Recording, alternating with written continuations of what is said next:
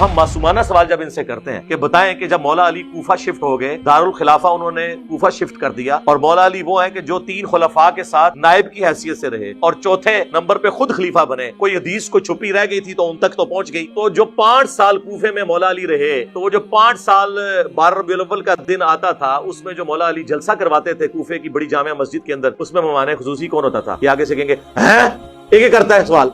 जी, इस नहीं होगा जो तुसी ऐ करके साढ़े इश्क नू चैलेंज करोगे, फिर असी तो इंज ही पूछांगे कि मौला अली जो है वो नात किससे पढ़वाते थे कूफे की जामिया मस्जिद में, तो आपको चेहरा लटका के जी उस जमाने से कुछ नहीं से होता। तो जो काम उस जमाने में नहीं होता था वो आप शुरू करके